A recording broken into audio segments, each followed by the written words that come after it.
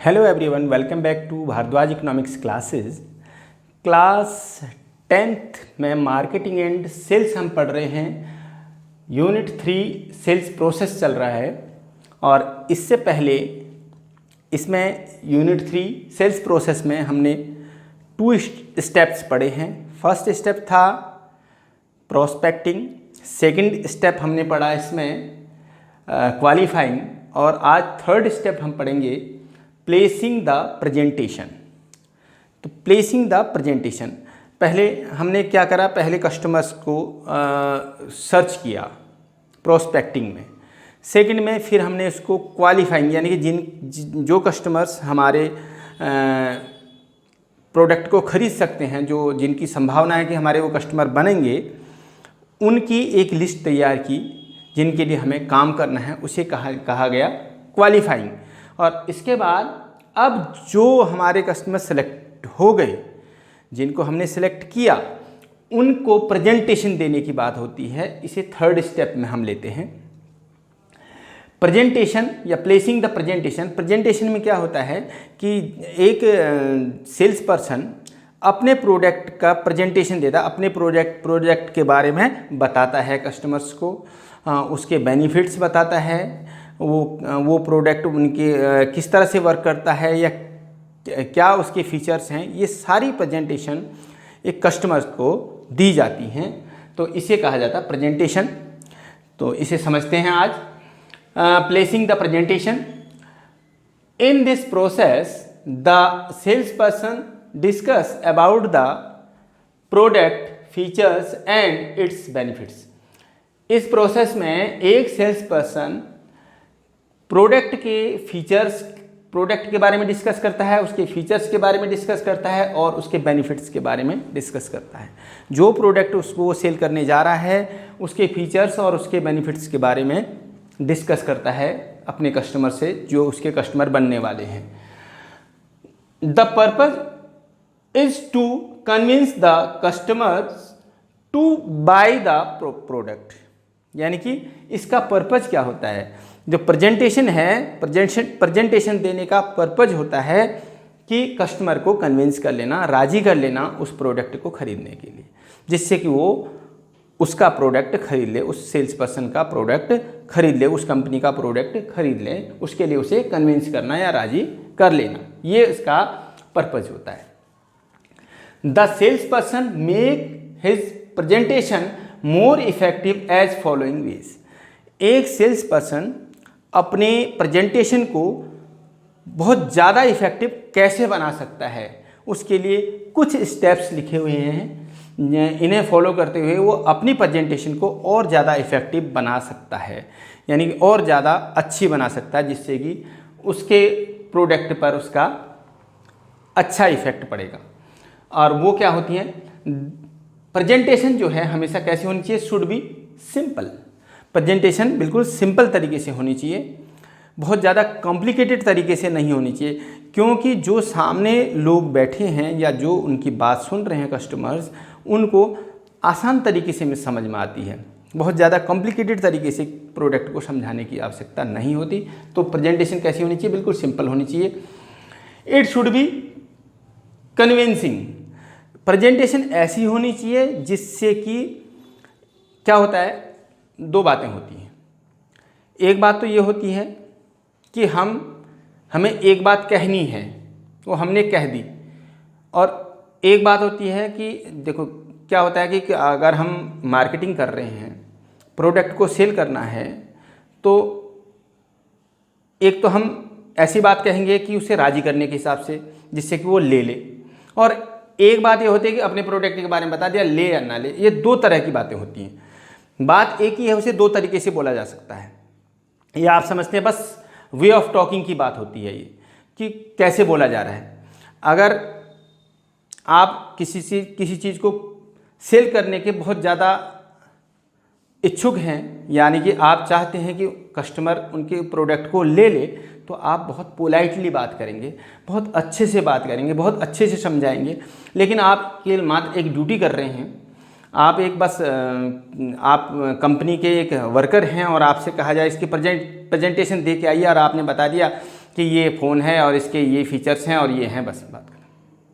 तो आपने अपनी ड्यूटी कर ली, लेकिन कस्टमर ने आपकी बात को समझा कि बस ये ठीक है, बस ओके, लेकिन वो लेगा नहीं। तो कहने का मतलब है क्या होना चाहिए, शुड बी कन्विंसिंग, यानी कि ऐसी होनी चाहिए जिससे कि कस्टमर उसे परचेज कर ले। इस तरह से बात होनी चाहिए कस्टमर के साथ। तीसरी बात, it should B in the language the customer can easily understand. जो भी प्रेजेंटेशन हो वो ऐसी लैंग्वेज में हो जिससे कि कस्टमर उसे आसानी से समझ ले। सपोज हम एक बाइक या कार लेने जाते हैं शोरूम में और वहाँ पर प्रेजेंटेशन उसकी इंग्लिश में दी जाती है और हम इंग्लिश नहीं जानते, तो हमारी क्या समझ में आएंगी, कितनी फीचर्स उसने बताए, तो हो सकता है हम सुन करके वापस आ जाएं। लेकिन फिर दूसरे एक शोरूम में जाएं और वहाँ पर बहुत अच्छे से हम हिंदी जानते हैं, वो हमें समझ जाता है कि ये हिंदी अच्छे से समझ सकते हैं, तो वो सेल्स पर्सन हमें हिंदी में बहुत अच्छे से उसके फीचर्स समझाता है और हम वहाँ से ले आएँ।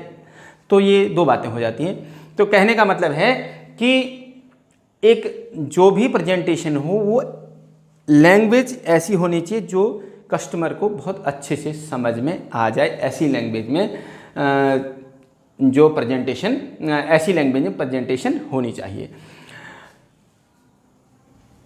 फोर्थ पॉइंट है, it should be give a solution to the problem being faced by the customer. अगर कस्टमर को किसी तरह की उसमें प्रॉब्लम आती है, कस्टमर को आप प्रेजेंटेशन के बाद कस्टमर को लगता है कि इसमें ये प्रॉब्लम आ सकती है, उसे ऐसा महसूस हो रहा है, तो वो प्रॉब्लम सॉल्व हो जानी चाहिए। यानी कि प्रेजेंटेशन देने वाला जो सेल्स पर्सन है वो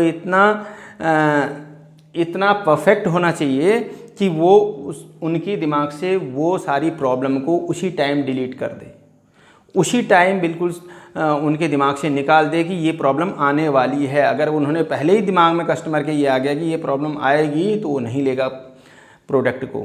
तो सेल्स पर्सन इतना परफेक्ट होना चाहिए अपने काम में कि वो प्रॉब्लम को तुरंत सॉर्ट आउट कर दे।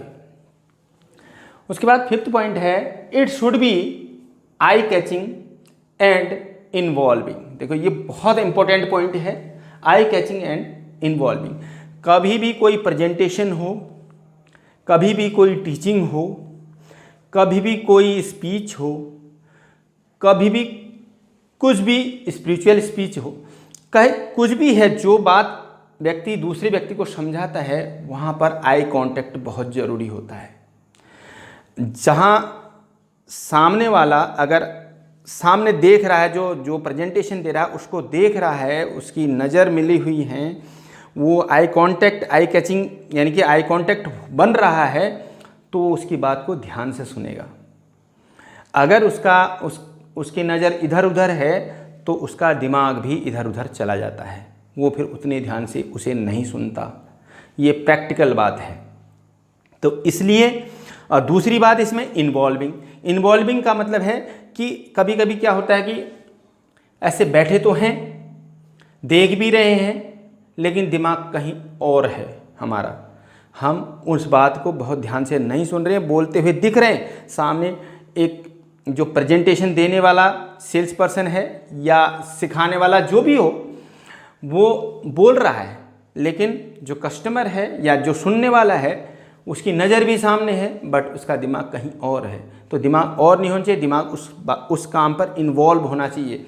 जिस काम के लिए वो बैठा हुआ है, जिस काम को किया जा रहा है, उस टाइम प्रेजेंटेशन दी जा रही है किसी प्रोडक्ट की, तो उसमें इन्वॉल्व होना चाहिए। कहने का मतलब उसी की तरफ होना चाहिए, दिमाग इधर उधर नहीं होना चाहिए। तो ये दो पॉइंट बहुत इंपॉर्टेंट हैं कि आई कैचिंग एंड इन्वॉल्विंग।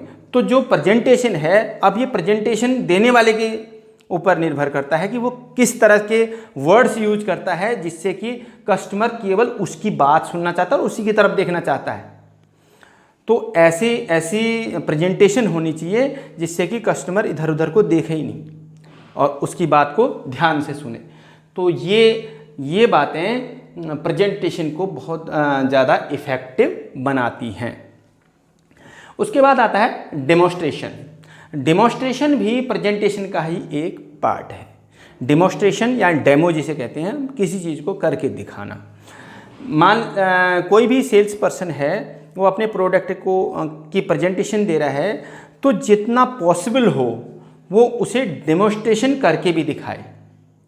जैसे कि डेमोस्ट्रेशन कई तरीके से किया जाता है कि जैसे कि कोई इलेक्ट्रॉनिक आइटम है या कुछ ऐसी है तो उसे चला के दिखाएं, या किसी के फीचर्स वगैरह बताने उसे स्क्रीन पर बताए जा सकते हैं, पावर पॉइंट पर बताए जा सकते हैं, और बहुत सारे तरीके हैं उसको डेमोस्ट्रेशन के।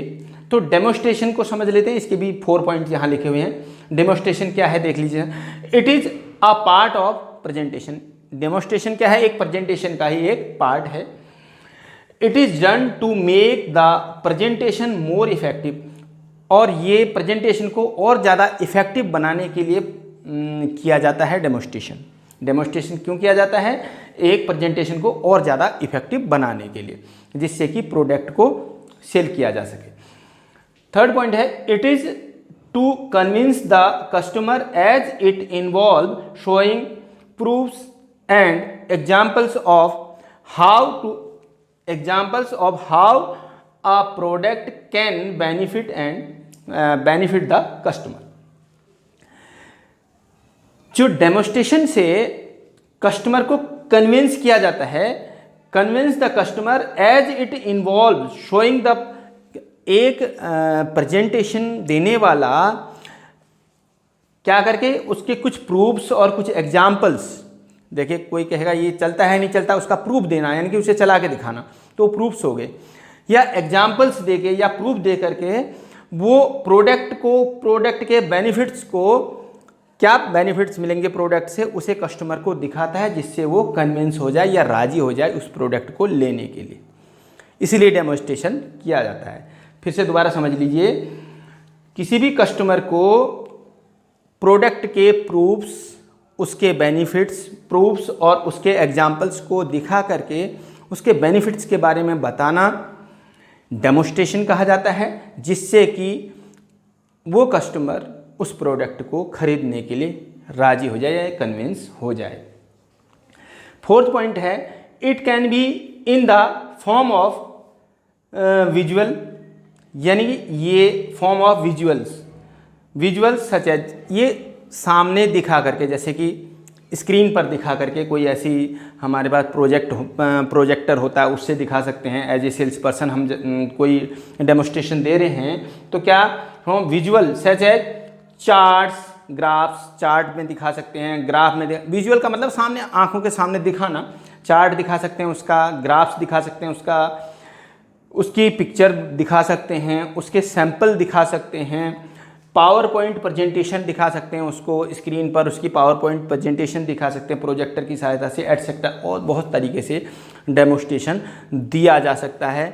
और कुछ इलेक्ट्रॉनिक आइटम्स वगैरह होती हैं जो चला के दिखाई जा सकती हैं, उनको स्टार्ट करके, मतलब जैसे भी है जो फंक्शन है उन्हें फंक्शन को चला के भी दिखाया जाता है डेमोस्ट्रेशन में। तो इस तरह से ये प्रेजेंटेशन एक सेल्स पर्सन के द्वारा दी जाती है। तो ये प्रेजेंटेशन का पार्ट आज फिनिश हो जाता है। ये वीडियो आपको कैसा लगा? आपको यदि अच्छा लगा तो इसको लाइक और शेयर करते रहें। Thank you very much.